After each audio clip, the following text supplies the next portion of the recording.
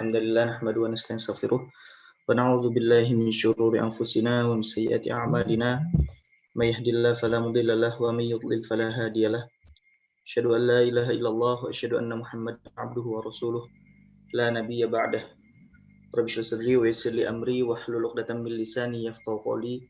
Allahumma la sahla illa ma ja'altahu sahla wa anta taj'alul hazana idza syi'ta sahla.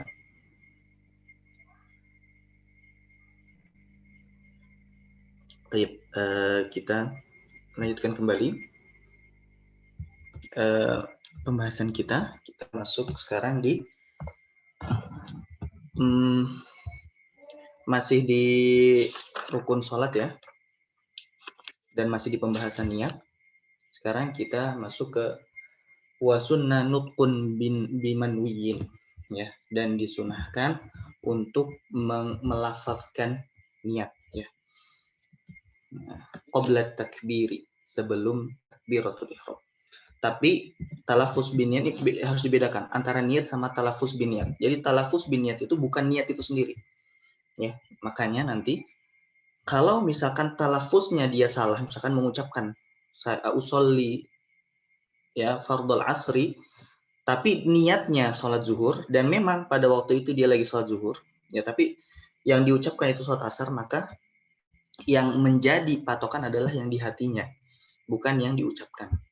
Nah, dan di sini diperhatikan talafuz bin niat itu sunnah bukan kewajiban. Ya, itu sunnah dan bukan kewajiban. Dan tapi wallahu alam ya, apakah ini sunnah di sini mutlak ya? Mutlak artinya walaupun sunnah itu ya, kalau kita perinci itu ada dua. Memang maksudnya itu dia sunnah, tujuannya sunnah, atau dia hanya sebagai wasilah sunnahnya, gitu. Ya. Dan kalau kita lihat kenapa ini disunahkan untuk talafuz bin niat, ya karena ini menjadi wasilah. Wasilah apa? Untuk terhindar dari waswasah, ya waswasah. Karena gini, nanti syarat niat itu ada disebutkan nanti beberapa ya. Nah, salah satunya itu adalah harus menghadirkan yang sebelumnya kita sudah bahas ya, 3 niat terkait dengan qasdul fi'linya, tujuan kita mengerjakan ibadah itu apa? Sholatkah, puasakah, hajikah, zakatkah? Nah, itu yang pertama, qasdul fi'linya dulu. Terus yang kedua adalah fardiyahnya, kewajibannya. Apakah ibadah itu wajib atau sunnah? Nah, itu harus ditentukan. Yang ketiga itu jenis dari kewajiban tersebut apa? Misalkan sholat zuhur, nah berarti dia harus ditentukan juga. Berarti usolli fardhu zuhri. Nah, minimal 3 itu. Nah, nanti kalau soal berjamaah ya, itu juga wajib.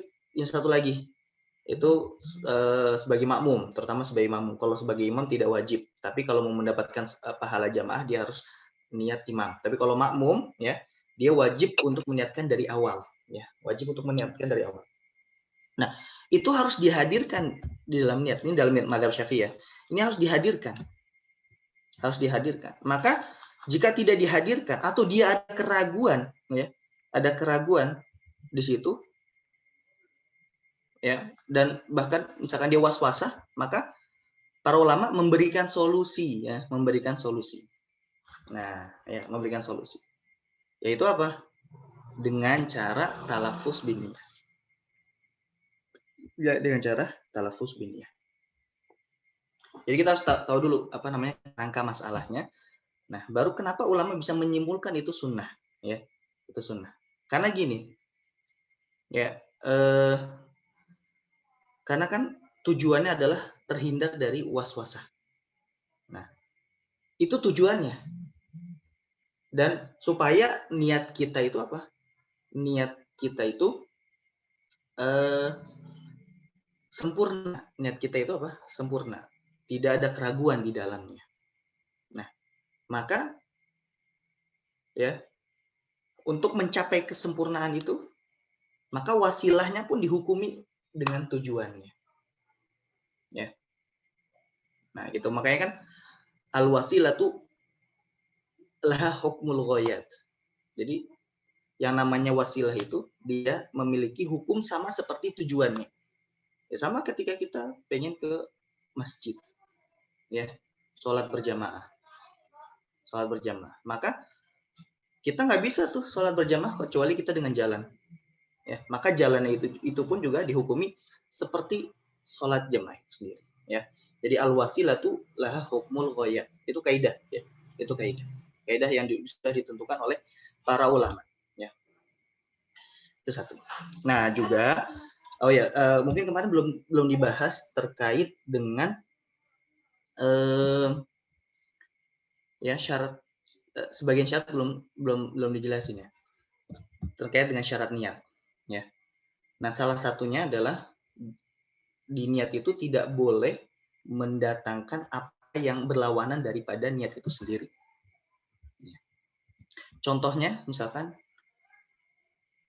taroddud, ya, ragu. Nah, itu kan bertentangan dengan niat, karena niat itu, ya, itu harus jazm, yakin, ya. Niat itu harus yakin. Maka kalau ada keraguan, ya, maka tidak sah niatnya. Jika tidak sah niatnya, maka batallah sholat. Nah itu. Nah ini berbeda kalau misalkan ragu rukun yang lain, ya, rukun selain, makanya di dalam madzhab Syafi'i itu rukun selain takbiratul ihram dan niat, jika ada keraguan di selain kedua itu, maka tinggal mendatangkan rukun itu, tidak membatalkan sholatnya langsung. Kalau ragu, tinggal datangkan rukunnya. Tapi kalau ragunya ada di niat sama ada di takbiratul ihram, maka sholatnya menjadi batal. Nanti insya Allah ada pembahasannya. Ya. Nah itu, jadi tidak boleh ragu. Yang kedua, tidak boleh ditalik, tidak boleh misalkan gini, jika ada tamu datang, maka saya akan batalkan sholatnya. Nah, taklik itu mensyaratkan, ya, atau menggantungkan niat sholat pada suatu perkara, nah itu nggak boleh. Maka sholatnya batal dari awal. Ya, gitu. Misalkan, jika terjadi gini, maka saya akan batalkan sholatnya. Itu udah batal dari awal. Ya, karena itu berlawanan daripada tujuan dari niat. Nah, seperti itu. Atau ya.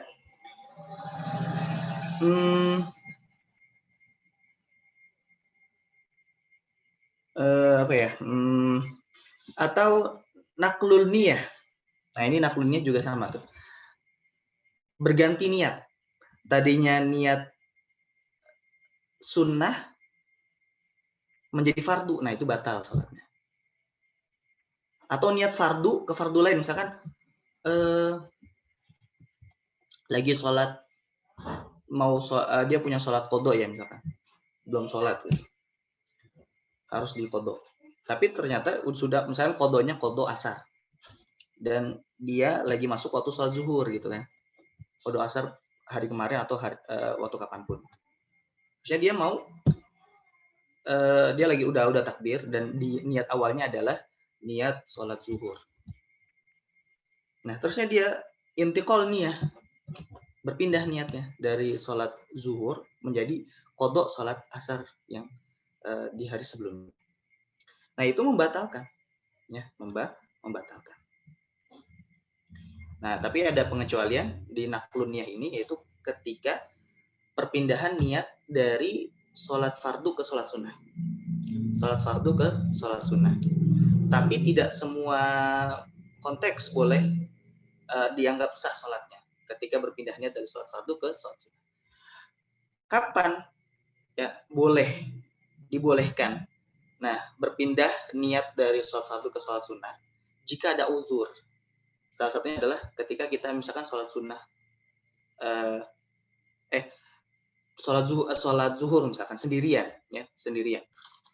Tiba-tiba ada jamaah datang. Nah, daripada kita membatalkan sholat kita, ya, maka kan membatalkan sholat itu jika konteksnya sholat wajib, ya, itu haram hukumnya. Jika tanpa alasan.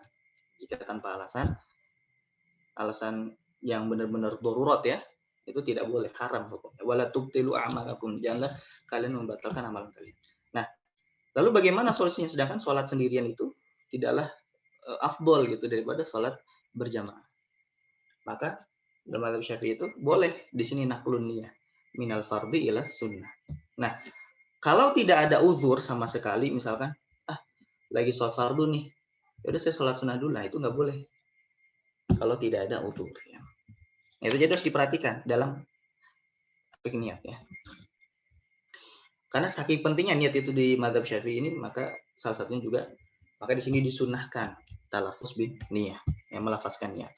Dan bahkan bukan cuma aja di mazhab Syafi'i saja gitu ya. Di mazhab yang lain pun juga disunahkan gitu. Terutama bagi yang punya penyakit waswasah. Ya. Penyakit waswasah. Ya, walaupun nanti insya Allah ada di pembahasan di bab selanjutnya itu.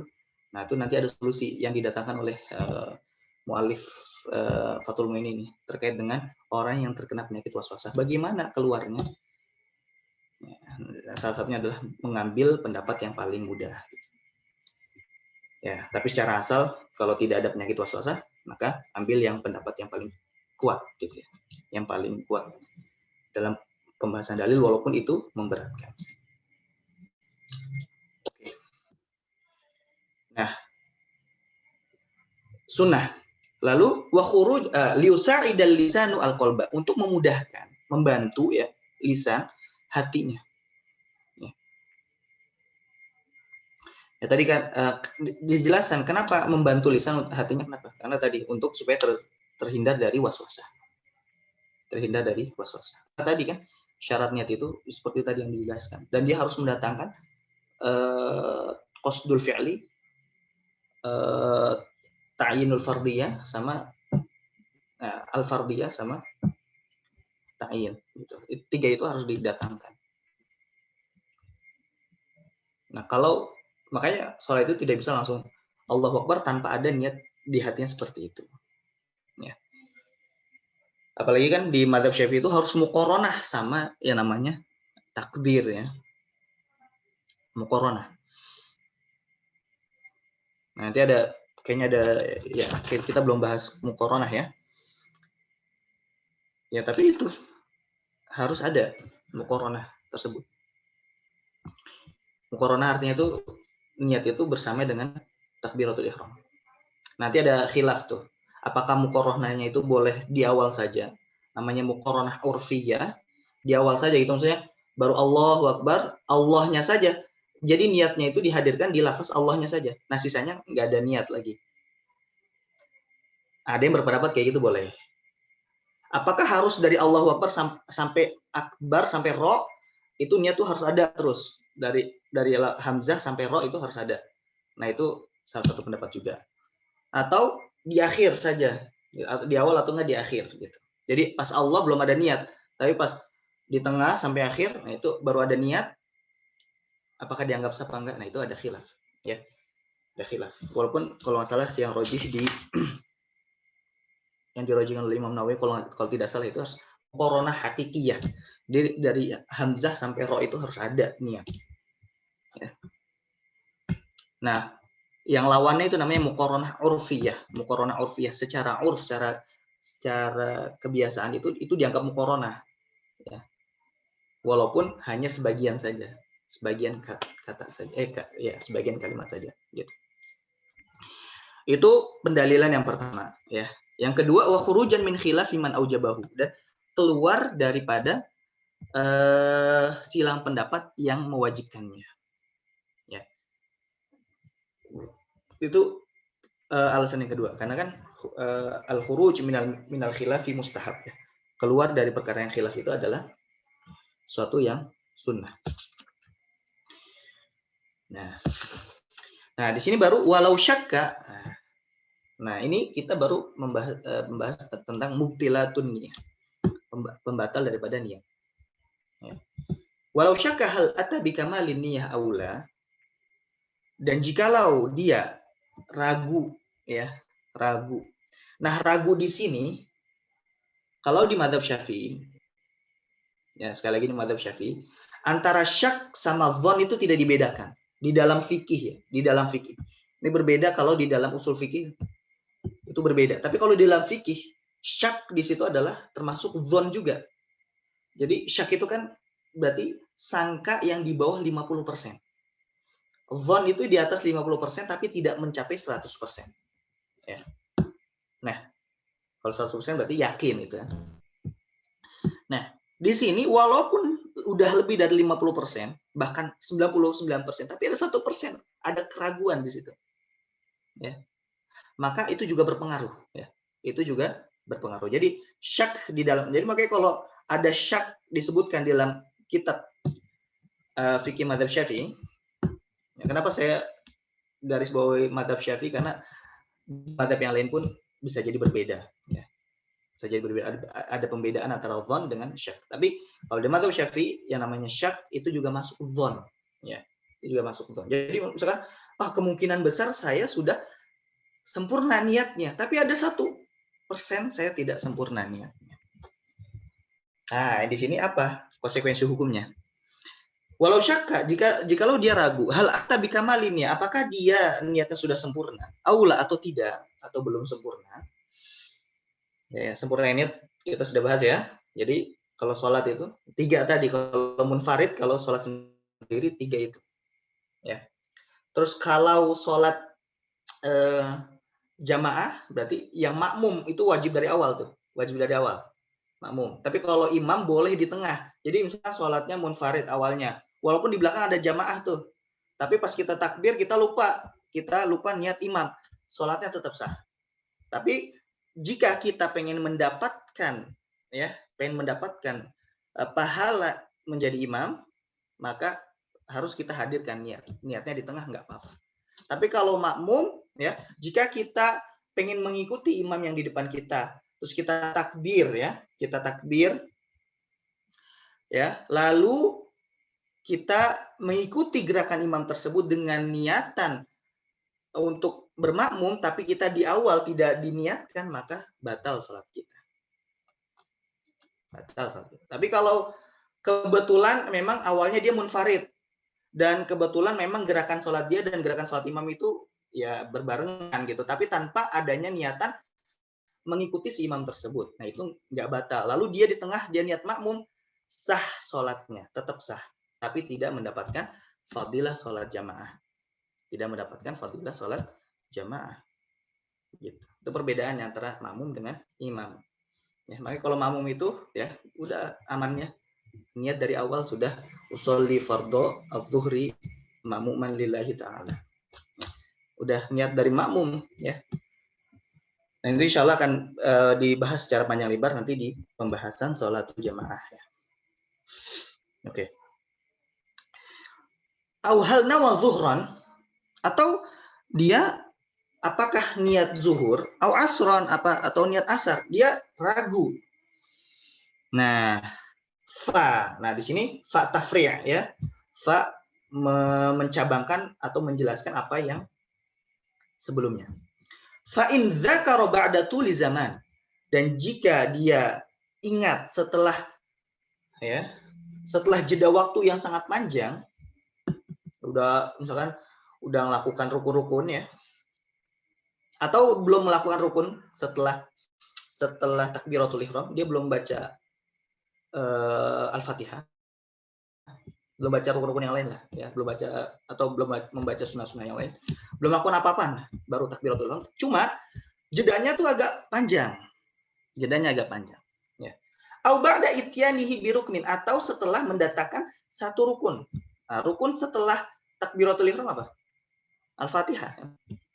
Kalau doa iftitah atau enggak ta'awudz itu kan sunnah hayat ya.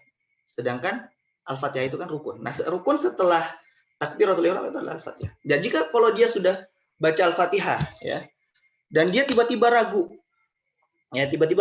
terkait apakah tadi sholat zuhur apa asar, tadi niat sholat zuhur apa asar, tadi niatnya sudah sempurna apa belum, tadi niat saya itu ada usolinya nggak gitu, ada qasdul fi'linya nggak, menentukan ibadahnya nggak, gitu ya. Tadi ada menentukan fardu sholatnya enggak? Nah, kalau ada ragu di situ, setelah mendatangkan rukun, walau qauliyan, nah walau qauliyan, walaupun itu adalah rukun qauli, nah, walau qauliyan itu adalah maksudnya walaupun yang rukun itu adalah rukun qauli, gitu ya.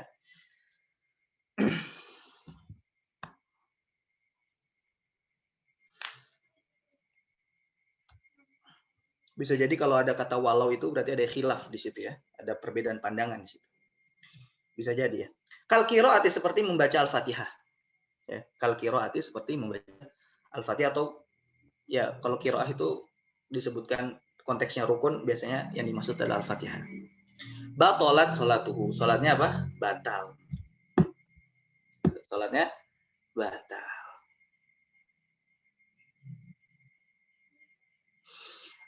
Kenapa batal sholatnya? Ya berarti rukun yang tadi tidak dianggap. Ya, rukun yang tadi tidak dianggap.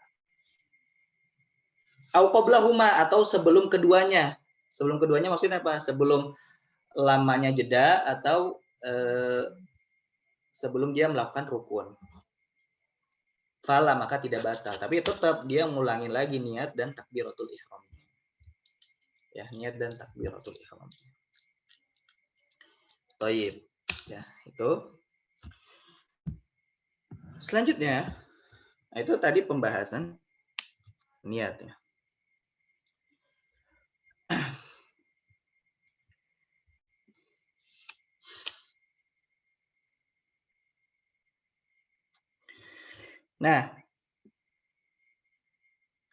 Nah, jeda lama itu ya mungkin ada batasannya. Jeda lama itu berapa lama sih? Ya. Bi'an yasa'a ruknan, yaitu jeda yang bisa kita melakukan satu rukun, baik rukun qauli ataupun rukun fi'li, baik rukun ucapan kayak Al-Fatihah atau rukun fi'li atau rukun perbuatan. Bi'an yasa'a ruknan. Nah, itu udah dihitung panjang ya. Wa qasruhu, dan jeda singkatnya itu adalah ya berarti kurang dari satu rukun gitu. Itu untuk memperjelas yang tadi aja ya. Baik. Wa tsaniha, dan rukun yang kedua adalah takbiru taharrum, ya takbiratul ihram. Takbiru taharrumin.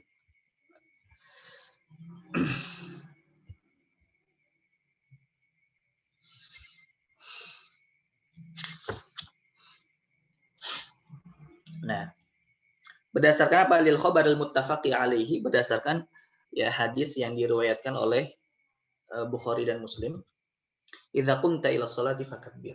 Jikalau kalian hendak melakukan salat, maka bertakbirlah, fakabbir. Ya. Bukhari ada di situ jelasin ya, raqam 757. Tapi ini yang ada ini tambahan daripada muhakkik ya, peneliti. Nah, itu tambahan tuh, bukan dari pengarang kitabnya. Bukhari raqam ya 700 wa 7 wa 50 itu tambahan dari penelitinya, bukan bagian dari teks kitabnya. Oke. Summiya bidzalika li'anna al-musalli yahrumu 'alaihi bihi. Ya. Kenapa dinamakan takbiratul ihram? Nah, ihram itu kan berdasarkan dari kata haruma atau haram, ya. Nah, kenapa dinamakan takbiratul ihram? Karena summiya bidzalika, kenapa dinamakan seperti itu? Li'anna al-musalli, karena orang yang sholat yahrumu 'alaihi bihi, ya. Haram melakukan daripada selain pekerjaan sholat, ya, bihi dengannya, dengan takbir tersebut. Ya, maka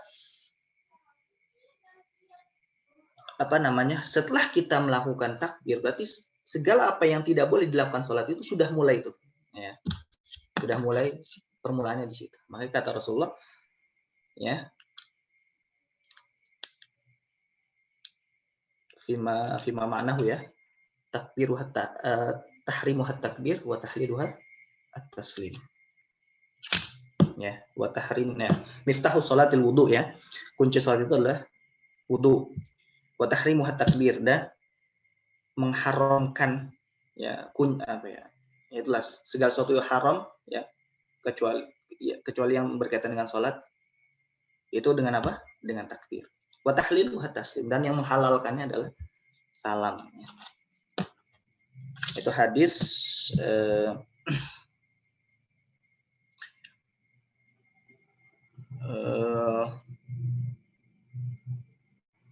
di sini tidak disebutkan ya. Intinya ada hadis yang bunyinya seperti itu. Nah, selanjutnya maka ya yahrumu bihi maka halalan ya. Jadi haram baginya dengan takbir tersebut maka halalan, apa yang dulu itu halal lahu qablahu ya, sebelum takbir. Min mufsidatis shalah ya, min di sini adalah min al-bayaniyah yang berfungsi untuk menjelaskan. Min, nah apa yang halal ya atau apa yang haram, min mufsidatis shalah ya, yang haram dari apa-apa yang dapat membatalkan sholat. Jadi kan nggak semuanya haram ya, tapi yang haram yang termasuk ya pembatal dari sholat. Oke, selanjutnya wa ju'ila fatihatus sholati, bisa juga waja'lu ya, waja'lu fatihati atau waju'ila fatihatus sholati, dan dijadikan ya pembuka ya dari sholat ya, dan dijadikan pembuka dari sholat. Oh ya, waju'ila, dan dijadikan takbir itu sebagai pembuka daripada sholat ya. Liyastahdiral musalli, untuk ya musalli itu bisa menghadirkan maknahu, makna dari takbir tersebut. Adal, yang mana makna tersebut menunjukkan menunjukkan apa? Ala azamati man tahayya li khidmatihi, atas apa keagungan siapa yang dia bersiap untuk berkhidmat kepadanya, yaitu Allah Subhanahu wa taala. Ini salah satu hikmahnya. Hikmah. Hatta tatimma lahu al-haibatu wal khusyu'. Supaya apa dia? Sempurna ya rasa takutnya dan rasa khusyuknya kepada Allah Subhanahu wa taala.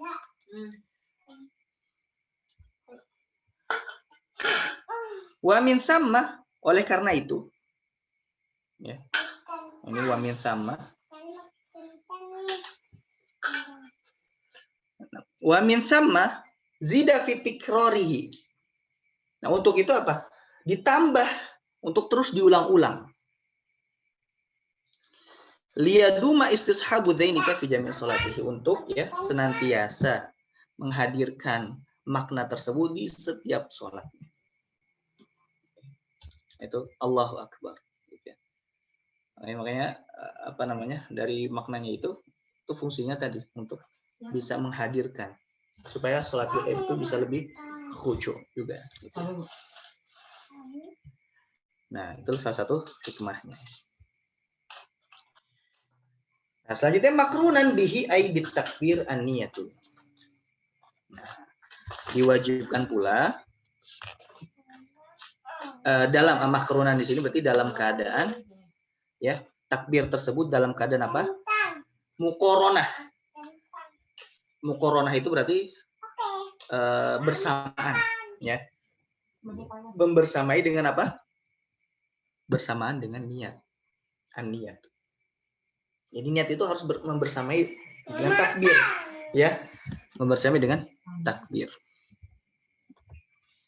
Dan tadi sudah saya singgung ya. Oh, nanti ada ya.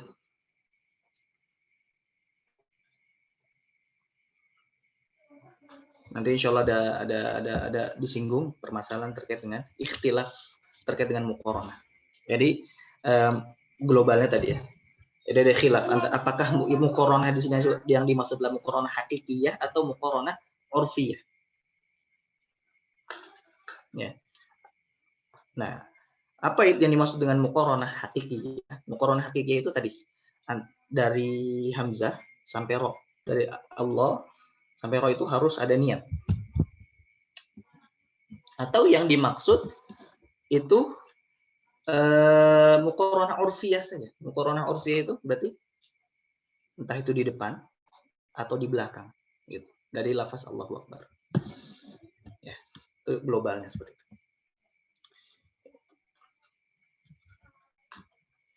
Baik. Nah, mana yang dipilih? Ya, siapa ulama saja yang dipilih nanti insya Allah akan disinggung. Lianna takbiru awalu arkanis sholah, karena takbir itu adalah rukun pertamanya sholat. Ya, rukun pertamanya sholat. Nah, makanya kenapa kok niat itu harus di awalnya ibadah, ya. Karena kita salah satunya ya, coba kita lewat pendekatan definisi dari rukun itu sendiri. Nah, rukun itu ya menurut para ulama adalah sesuatu yang menjadi bagian dari ibadah itu, ya. Juz'ul ibadah. Nah, itu kalau termasuk dari bagian dari ibadah tersebut itulah yang dinamakan rukun. Tapi kalau di luar dari rangkaian ibadah, ya, kalau di luar daripada rangkaian ibadah, maka ya itu tidak disebut dengan rukun, tapi syarat. Ya, syarat. Maka kita lihat syarat sah, wudu, ya itu kan di luar ibadah. Terus apalagi ya? Ya banyak ya. Istiqbalul kiblah, ya itu kan di luar ibadah. Di luar dari hakikoh ibadah tersebut. Tapi kan kalau sholat harus menghadap kiblat, iya. Tapi antum bisa ngebayangin kan sholat tanpa menghadap kiblat. Terbayang di otak. Nah, nanti kalau masuk ke ilmu mantik itu ada yang namanya definisi dengan had. Ada definisi itu ada macam-macam ya. Ada yang disebut dengan had, ada yang disebut dengan rosem. Nah, kalau definisi dengan had itu definisi dengan bagian-bagian yang inti daripada yang didefinisikan tersebut. Tapi kalau rosem itu, nah itu memang agak sulit untuk membedakan apa yang termasuk dari bagian, apa yang termasuk di luar bagian. Tapi gampangnya tadi, kok bisa istiqbalul kiblah itu bukan rukun tapi termasuk syarat. Gampangnya tadi, antum bisa membayangkan sholat tanpa harus apa? Tanpa harus istiqbalul kiblah. Nah, gitu. Ya, tanpa harus istiqbalul kiblah. Gampangnya seperti itu. Walaupun pembahasannya agak ribet memang di situ. Nah, li'anna takbir awalu arkanis shalah. Maka karena harus di rukun ya. Karena niat itu rukun, maka dia harus ada di dalam ibadah tersebut. Ya. Maka wajib muqaranah dengan ibadah rukun yang pertama apa? Itu takbir. Ya.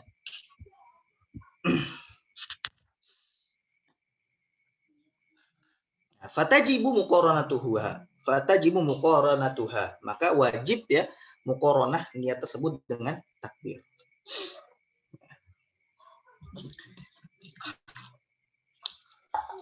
Bala Buddha, bahkan, bal di situ bukan artinya tetap ya, tapi artinya bahkan. Nah, karena bal itu dia punya dua makna. Ada bal intikol sama bal ibtol. Intikol itu kalau kita bahasakan Indonesia ya artinya memang berpindah, tapi artinya berpindah daripada suatu hukum ke hukum yang lebih. Nah, gitu. Maka kita artikan bahkan.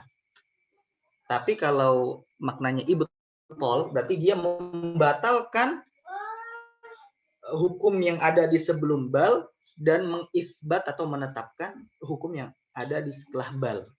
Itu ibtol. Itu fungsi bal. Jadi kalau tetapi, nah itu berarti fungsinya ibtol berarti bal di situ. Tapi kalau bal di sini, ya itu yang dimaksud adalah intikol. Ya kalau kita terjemahkan adalah bahkan. Nah, kok bisa tahu? Itu apa namanya? Kita lihat dari siaknya. Atau siak itu pembahasan daripada teks tersebut tuh lagi ngebahas apa, siyakul kalamnya, konteks pembicaraannya itu tentang apa. Nah, nanti bakal ketahuan di situ fungsinya apa. Ya. Jadi bal di situ artinya bahkan. Bal la budda an yastahdira kulla mu'tabarin fiha. Bahkan dia wajib untuk menghadirkan, ya, menghadirkan kulla mu'tabarin, setiap yang dianggap daripada niat fiha, ya, fil muqarana, mimma marra wa ghairuhu, dari apa yang sudah dibahas. Apa yang kulla mu'tabarin itu, apa yang dianggap daripada niat? Yang 3 perkara tadi kalau ketika sholat sendirian, ya, qasdul fi'li, ya, al-fardiyah sama ta'yin. Ya. 3 itu. Ya, kalau sholat jamaah atau sholat qashar nanti itu beda lagi. Sholat jamak, sholat qashar, nah itu ada tambahan lagi. Nah, kal qasri lil qasir, seperti, ya, meniat sholat qashar untuk orang yang sholat qashar. Nah, makanya niat itu harus dihadirkan kalau mau sholat qashar nih. Maka ditambah lagi, ya, niat qashar. Gitu. Ada tambahan itu. Atau mau jamak, ya, niat sholat jamak. Nah, nanti kalau sholat jamak ini ada perinciannya, ada perincian lagi. Jamak takdim itu nanti berbeda dengan jamak takhir, ya. Terus kapan jamak takdim itu niatnya? Nah, ada khilaf di situ, apakah di tengah sholat yang pertama atau minimal itu di tengah sholat yang pertama atau di akhir sholat yang pertama atau di awal sholat yang kedua.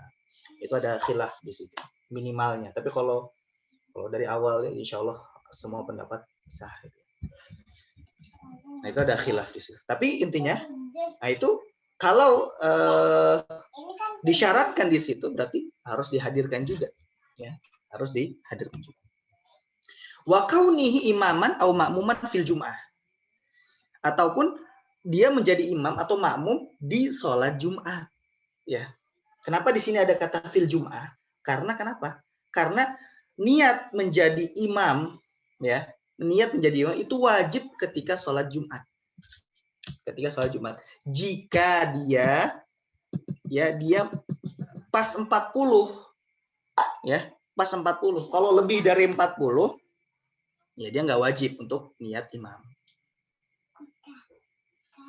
Nah, itu harus dibatasi, ya. Jadi fil jum'ah di sini harus dibatasi kalau memang pas 40 sama si imam itu. Tapi kalau lebih dari 40 dan yang 40 yang ada jamaah itu benar-benar memenuhi syarat sebagai syarat wajibnya Jumat, maka ya dia tidak perlu niat imam. Ya, di situ.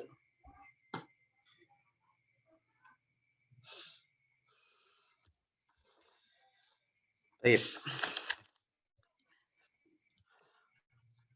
Nah, selanjutnya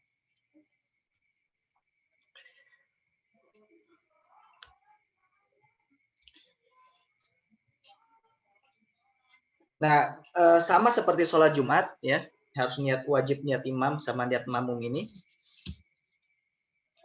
Sholat i'adah. Sholat apa? I'adah. I'adah sholat itu, ya, mengulang lagi sholat. Tadi yang sholat sendiri, nah terus ya ada jamaah datang, ya, dia pengen sholat lagi, ya, itu namanya i'adah. Ya. Nah itu dia wajib juga. Atau sholat mandzuroh, ya, sholat mandzuroh, dia dia menazar nih, saya mau jadi imam, nah dia wajib tuh, wajib dia niat imam. Wal quwati lima mumin fi ghairiha ma'a ibtidaihi. Dan juga harus, ya, niat kedua, niat menjadi makmum fi ghairiha, di selain sholat Jumat, ya, di selain sholat Jumat, ma'a ibtidaihi, bersama dengan mulainya takbir itu sendiri, ya, bersama mulainya apa? Takbir itu sendiri. Nah, kenapa di selainnya itu harus di awal? Ya tadi yang sudah saya jelaskan. kalau dia mau makmum ya. Kalau makmum dia kebetulan dia tadi niat awalnya sendiri, munfarid. Nggak ada niatan untuk bermakmum kepada imam. Sholatnya sah. Walaupun misalkan gerakan dia tidak sengaja mengikuti gerakan imam. Nah, tapi kalau dia sengaja, niat awalnya munfarid, tapi dengan sengaja mengikuti gerakan imam, tanpa ada robit, tanpa ada penggabung antara kedua itu, yaitu niat, nah maka sholatnya batal. Nggak sah. Nah, lalu jika dia nih, tadi gerakannya, tiba-tiba di tengah, tadi niat munfaridnya, niat awalnya dia munfarid. Nah, terus di tengah-tengah sholat, dia mau niat menjadi makmum. Nah, itu boleh. Dan jadi makmum di tengah-tengah, cuma tadi ya tidak dapat pahala jamaah. Tidak dapat pahala jamaah. Kapan dapat pahala jamaah? Jika dia niatnya di awal. Ma'id tidak. Toy. Nah, kalau niat imam enggak. Kalau niat imam, karena niat imam itu tidak wajib ya di awal. Boleh di tengah. Nah, tapi dia mendapatkan fadilah jamaahnya ya, ketika dia berniat. Kalau makanya niatnya dari awal biar dapat fadilah jamaah. Baik. Tsumma yastamirru mustashiban lidzalika kullihi ila ra. Lalu ya dia ya harus istimror. Istimror artinya lanjut ya membersamai lidzalika kulli itu semua ya. Syarat-syaratnya tadi ya. Harus diperhatikan tadi ya. Itu harus membersamai kullihi ila ra sampai ra dari hamzah sampai ra. Ya. Nah, ini yang tadi ini berarti pendapat yang rojihnya. Yang mu'tamad.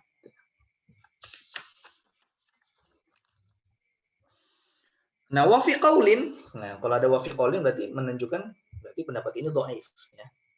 Dhaif.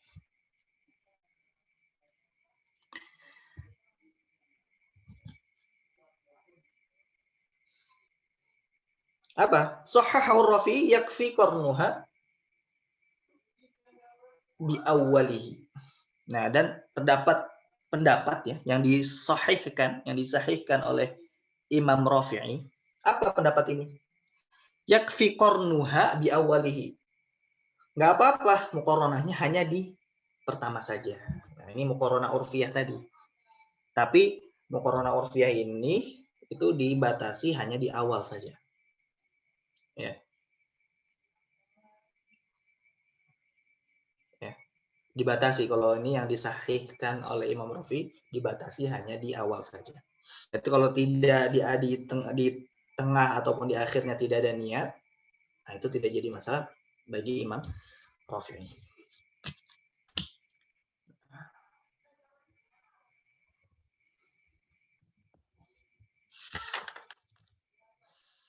Dan nah nanti di sini wafil majmu' dan di dalam kitab al-majmu' ya majmu' syarh muhadzab karang Imam Nawawi. Wa tankih dan juga di kitab tankih ya. Apa? Al-Mukhtar ya. Al-Mukhtar yang dipilih Imam Nawawi di kitab Majmu' ya. Yang dipilih Imam Nawawi di kitab Al-Majmu'. Nah, ini nanti Imam Nawawi ya pilihannya itu kadang berbeda-beda setiap kitab gitu ya. Nah, nanti ada levelan tersendiri tuh. Yang mana yang paling rojih di kitab apa? Ya. Nah, yang paling rojih itu di kitab Tahqiq karena itu yang termasuk yang paling terakhir di kitab Tahqiq. Nanti ada tuh urutannya ya, urutannya.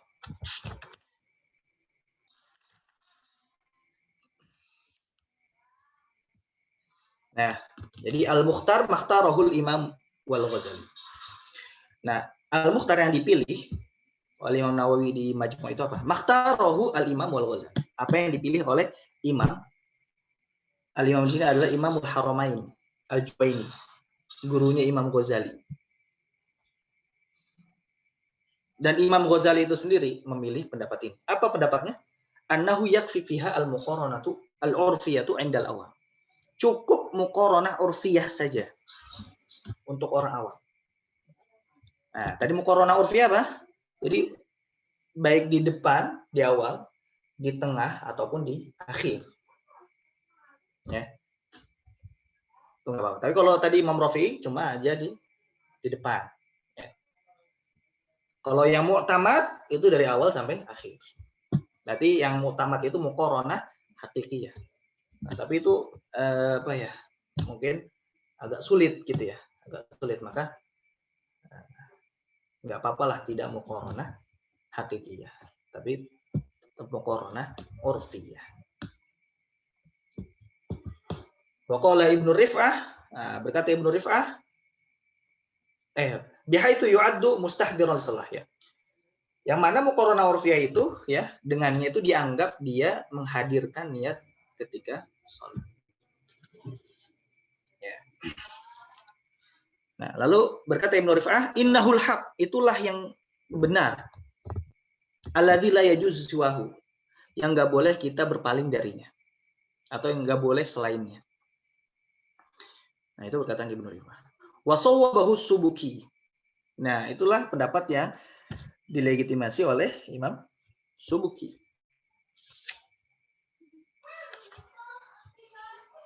Ya, yang dibenarkan oleh Imam Subuki.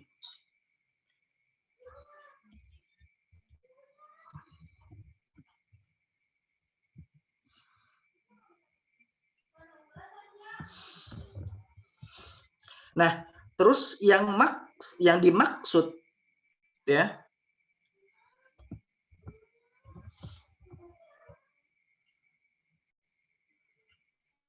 dengan orang awam di situ, orang awam yang tidak mengetahui diddu al ulama, lawannya daripada ahli ilmu, atau seluruh manusia, amatun nas. Ya.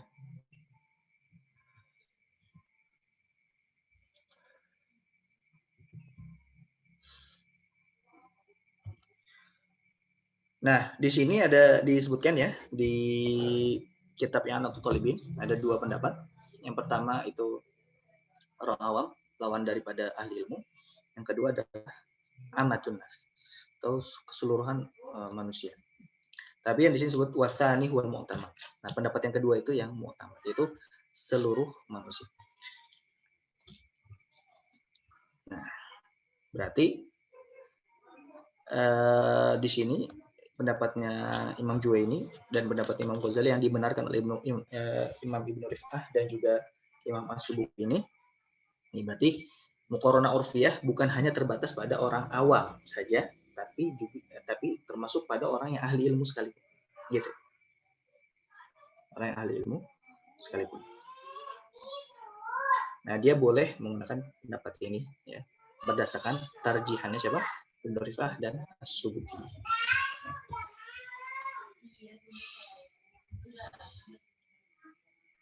Jadi bisa dipahami ya, jadi antara muqaranah hakikiyah sama muqaranah al-urfiyah. Wa qala man lam yaqul bihi. Nah, dan Imam Subuki itu berkata, man lam yaqul bihi, barang siapa yang tidak berpendapat itu, waqa'a fil waswas, maka dia akan terjatuh pada waswas ya. Al-madhmum, yang tercela. Ya, yang tercela.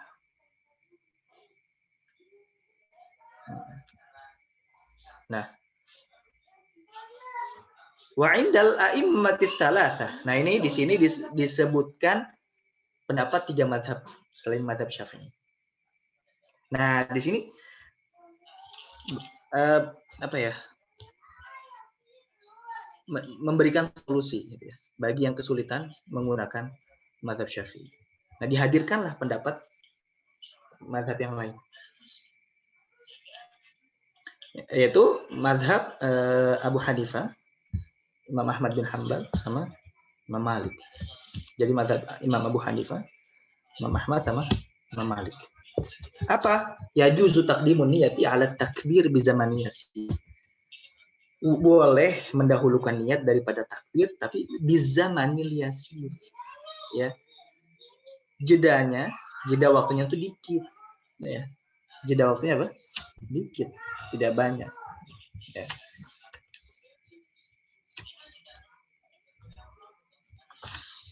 Bukan berarti kan kalau dari rumah gitu ya jalan ke masjid dia udah niat sih, cuma maksudnya itu niat itu tidak dianggap ya. Nah, kapan niat yang dianggap itu? Nah, kalau di madzhab Syafi'i harus muqaranah. Entah itu muqaranah hakikiyah atau muqaranah urfiyah. Nah, tapi kalau di madzhab yang tiga madzhab itu bisa manil yasir ya. Waktu yang sedikit. Jadi bukan dengan waktu yang lama gitu ya. Dia harus dihadirkan. Nah, maka kenapa juga di madzhab yang lain itu mensunahkan ya talafuz biniyah itu supaya juga niat itu bisa dihadirkan gitu ya. Jadi kita ketika takbir itu kita tidak lalai dengan niat. Ya, tiba-tiba Allahu Akbar tanpa ada niat. Nah, kan suka kayak gitu ya, lagi habis rapat, pokoknya habis mikirin sesuatu gitu, habis kuliah gitu, habis belajar. Nah, tiba-tiba oh ya, sholat langsung datang. Set Allahu Akbar tanpa ada niat. Ya, karena kan tadi pikirannya lagi berkecamuk kemana-mana ya, lagi kemana-mana tiba-tiba langsung takbir. Nah, tanpa memikirkan apakah dia takbirnya dia itu ngapain gitu, mau sholat kan, mau sholat apa itu kan. Ya, seandainya dia tidak bisa mempraktekkan apa yang ada di dalam madzhab Syafi'i, ya minimalnya yang ada di tiga madzhab ini, yaitu mendahulukan. Ya. Jadi sebelum sholat itu hadirkan ya untuk niat sholat tertentu gitu ya. Oke, sekarang sisa 10 lagi ya, 10 menit lagi. Baik, ada pertanyaan sebelum kita lanjut?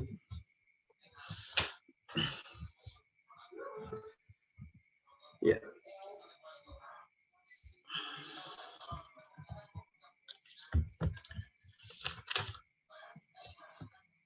Nah, pembahasan selanjutnya yaitu terkait dengan lafaz takbirnya. Ya, lafaz takbir.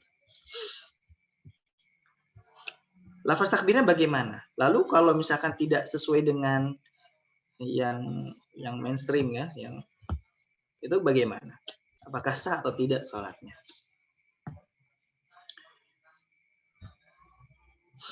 Nah, di sini wa yata'ayyanu fihi 'alal qadiri lafzu Allahu akbar. Nah, maka wajib yata'ayyan di situ ya. Kita artikan wajib ya. Wajib dan ditentukan fihi di dalam takbiratul ihram 'alal qadiri bagi yang mampu. Ini mampu. Kenapa? Karena lawannya kan berarti tidak mampu, yaitu orang yang mungkin tidak bisa bahasa Arab dan memang baru masuk Islam dan belum belajar bagaimana cara takbir. Dan ketika dia belajar kesulitan untuk mengucapkan takbir, baik karena ajzun kholqi, karena cacat fisik ya, ketidakmampuan fisik, ataupun ketidakmampuan yang lain, atau ajzun syar'i misalkan, karena dia misalkan baru masuk Islam tapi tinggalnya jauh daripada para ulama, nggak ada yang mendakwahkan kepada dia ya. Nah itu berarti bukan al-qadir ya, tapi al-ajiz. Nah dia ada hukumnya tuh ya, orang yang lemah, tidak mampu ya, yang tidak mampu baik karena ajizun kholqi, cacat fisik ya, ataupun dia memang baru masuk Islam ya, dan belum sempat belajar ya, dan dia jauh daripada thalibul ilmi,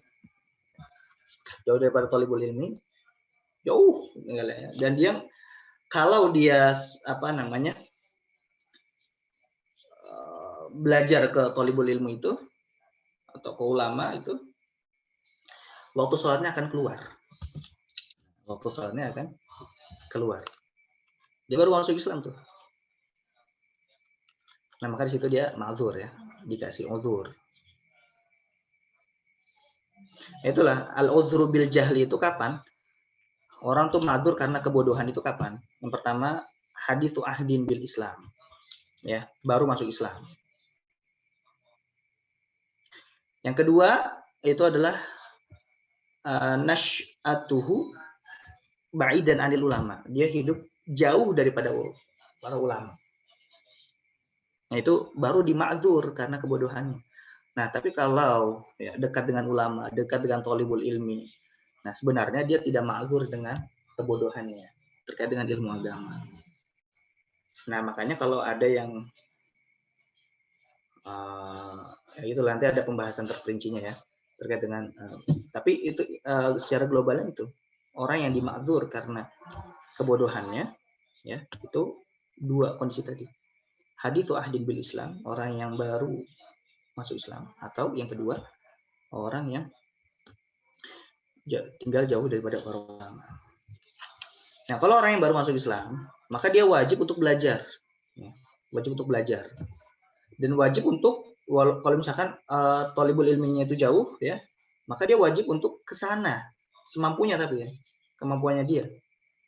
Tapi kalau jauh banget ya tidak mampu, nah maka itu nggak apa-apa.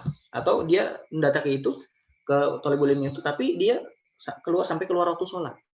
Nah, baru di situ dia dibolehkan untuk tidak takbiratul ihram dengan sighah atau lafaz yang akan disebutkan ini. Atau dia ajzun khalqi, cacat fisik sehingga dia tidak bisa mengucapkan Allahu Akbar secara sempurna.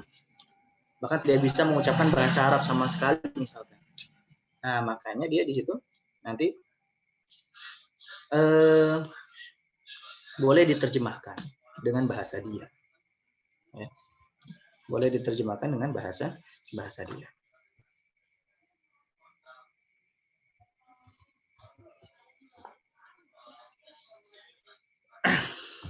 Oke, itu ya. Jadi al-qadar di situ daripada itu al-ajiz. Nah, itu yang lemah.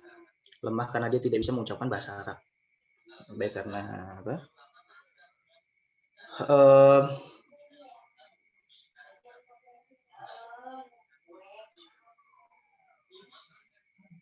Nah, tapi kalau misalkan baru masuk Islam, tapi dia malas-malasan untuk belajar. Nah, habis itu dia sholat dengan bahasa dia. Takbirnya takbir dengan bahasa dia. Diterjemahin. Nah, dia malas-malasan tuh. Dia nggak ada usaha untuk belajar. Nah, itu nggak dima'dzur. Kalau dia sholat, berarti dia harus diulangi lagi nanti kalau udah bisa. Ya.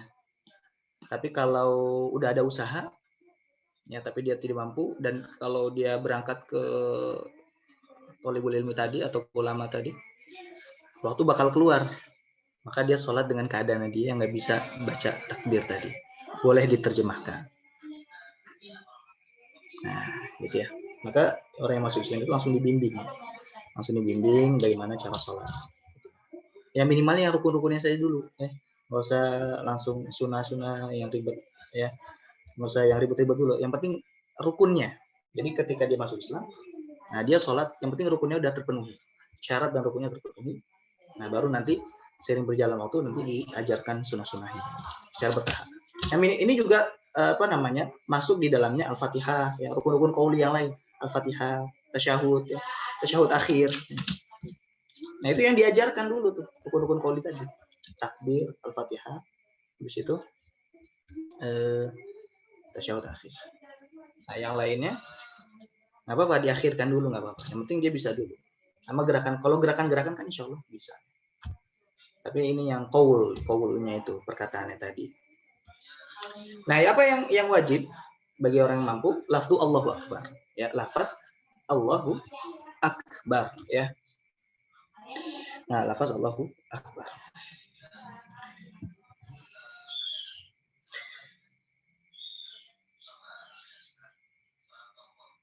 Lilit tiba berdasarkan, ya, karena berdasarkan hadis yang ada.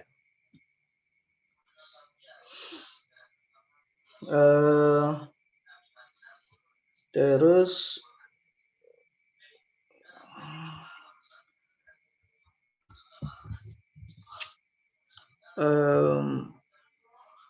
oke. Lalu walayak au Allahul Akbar atau Allahul Akbar. Ya, tadi kalau Allah Akbar berarti akbarnya tanpa alif lam. Nah, yang kedua boleh juga Allahul Akbar. Boleh ditambah alif lam. Ya.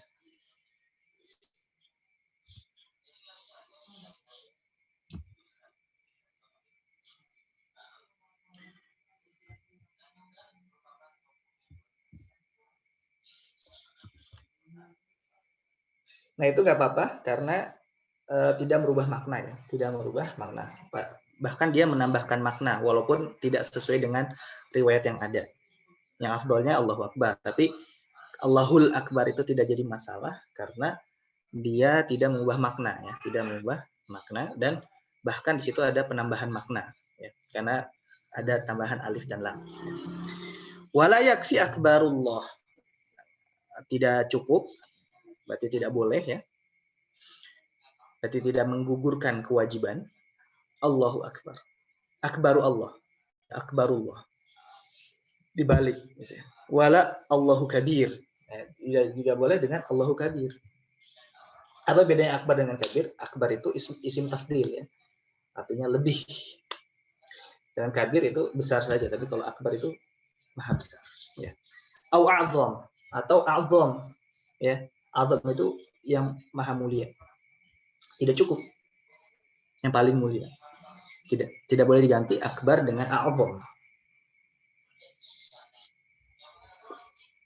Atau diganti dengan sifat-sifat Allah yang lain. Jadi harus Allahu Akbar. Karena kenapa? Karena kan hadisnya idza qumta ila sholati fakabbir, maka bertakbirlah. Nah, itu kan jelas perintahnya. Kabir bukan fa'azim, bukan maka agungkanlah gitu. Tapi fakabbir. Ya. Nah, di sini berdasarkan ini berarti mazhab Syafi'i itu memang betul-betul mengikuti ini banget. Tekstual dalam hal ini ya. Nanti mazhab yang lain ini dia mensahkan Allahu A'zam, Allah diganti dengan sifat-sifat Allah yang lain, ada yang mensahkan. Karena intinya adalah mengagungkan Allah ya dengan sifat-sifat. Dan kalau dalam mazhab Syafi'i enggak harus apa yang perintahnya itu apa? Fakabbir, maka ya udah Allahu Akbar. Tidak boleh diganti dengan sifat yang lain. Oke. Walau Rahmanu Akbar, dan tidak boleh juga diganti lafaz Allah itu dengan lafaz Rahman. Tidak boleh juga.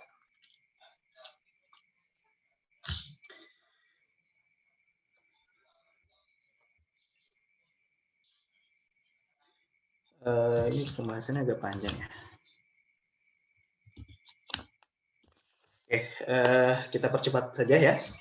Wa yadurru ikhlalun biharfin minallah akbar. Dan ya wa yadur itu dan memadorotkan atau artinya ya dapat sholat yang bisa jadi tidak sah. Ikhlalun ya, tidak sempurnanya atau ikhlal itu artinya merusak ya. Ada rusak atau pengucapan hurufnya itu ya tidak sesuai. Ikhlalun biharfin min Allahu Akbar. Tidak sesuai. Nah, contohnya diubah Allahu pakai H atau Allahu atau Allahu Akbar pakai ain atau pakai qaf Allahu Akbar. Ya. Dan itu ya kan mengucapkan huruf misalkan makhrajnya berbeda ya, dari hamzah jadi ain atau sifat yang mempengaruhi daripada makhraj daripada huruf tersebut gitu ya. Nah, intinya kalau hurufnya jadi berubah ya, maka itu jadi masalah, tidak sah takbirnya. Wa ziyadatu harfin, dan penambahan huruf, yughayyirul makna, yang dapat mengubah makna, penambahan huruf yang dapat mengubah makna. Nah, berarti penambahan huruf yang tidak dapat mengubah makna tidak membatalkan daripada takdir tersebut. Ya. Contohnya apa? Kamad di hamzatillah, atau ka hamzati maddatillah, ya. Allah maksudnya. Seperti memanjangkan hamzah pada Allah, ya, pada hamzah yang pertama tadi. Karena kalau dipanjangin Allah pakai mat lazim, ya. Karena mat ketemu tasydid, ya, jadi mat lazim. Allahu akbar. Nah, kalau kayak gitu, atau mungkin nggak pakai mat lazim, 6 harakat, mungkin cuma 2 harakat. Allahu akbar, gitu. Ya. Nah, kalau ada ketambahan panjang di situ, maka itu jadi merubah makna. Karena kenapa? Karena di situ hamzah itu artinya apa? Hamzah itu di dalam bahasa Arab artinya apakah. Nah, jadi tadinya Allah Maha Besar, jadi apakah Allah Maha Besar? Karena ketika dipanjangin hamzahnya itu berarti jadi 2. Allahu, gitu. Allahu, ya. Tapi orang Arab, sebagian orang Arab itu kalau ada 2 hamzah tadi, gitu, ada yang menjadikan satu dan dimatkan. Jadi Allahu, gitu. Ya.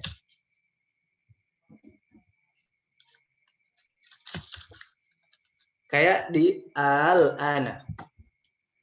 Al-ana itu kan apakah sekarang, al-ana, ya.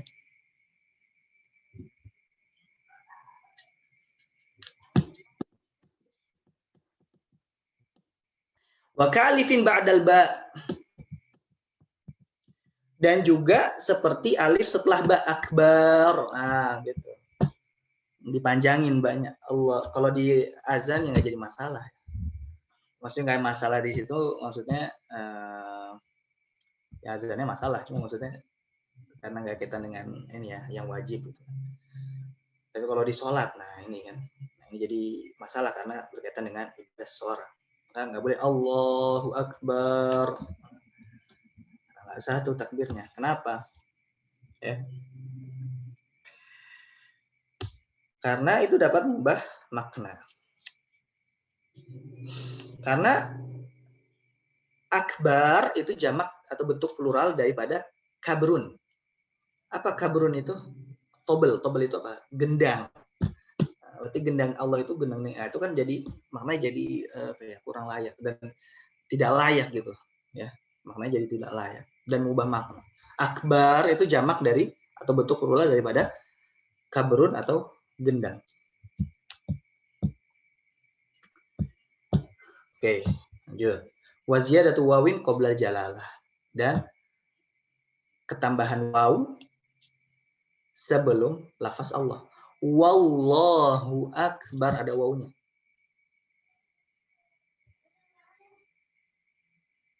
Ya. Wallahu akbar.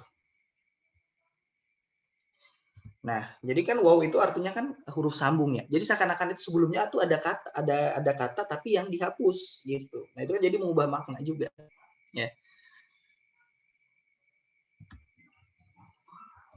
Nah, jadi ketambahan waw di depannya pun juga jadi masalah. Wa takhlilu wawin sakinatin au mutaharrikatin bainal kalimatain, atau mensisipkan waw sukun atau waw berharokat antara 2 kata tadi. Contoh waw sukun, Allahu Akbar. Nah, jadi panjang haknya.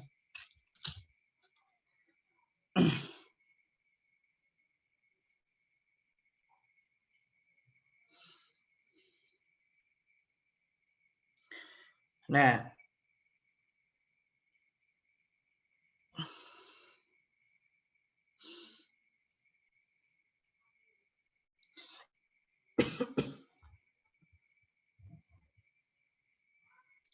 di situ apa namanya, ada makna juga yang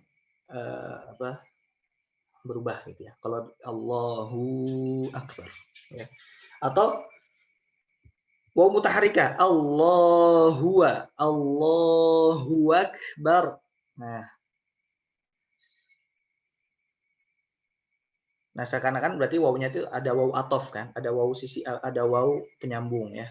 Jadi seakan-akan Allahnya itu ada makna tertentu, terusnya akbarnya itu makna tertentu juga gitu. Dan itu jadi mengubah makna. Itu tidak boleh. Terus wa kadza ziyadatu maddil alif alati bainal lam wal ha ila haddin la yarahu ahadun minal qurra. Ya. Jadi dan juga ketambahan mat alif ya yang ada antara lam dan ha. Berarti Allah, nah Allah itunya ketambahan mat. Nah, tapi ada batas maksimalnya. Kalau misalkan Allah ketambahan kan harusnya kan 2 harokat ya. Kalau jadi 4 harokat, 6 harokat itu masih boleh karena masih ada qori yang membaca mat. Itu kan kalau di mat di riwayat Hafs an Asim kan maksimal kan 6 ya, 6 harokat. Artinya 3 alif. 3 alif itu berarti 6 harokat. Maksimal kan di kayak mat lazim ya. Baik mat lazim mufaqqah atau mukhaffaf itu kan 6 harokat ya. Tapi di sini yang dimaksud bukan hanya di riwayat Hafs an Asim tapi di riwayat yang lain juga. Jadi apa namanya? Batasan itu dengan seluruh riwayat gitu ya. Nah, paling panjang itu berapa sih? Berapa harokat? Nah, kata Ibnu Hajar ya, yang diteliti baik qiraat syadzah ataupun qiraat mutawatirah ya.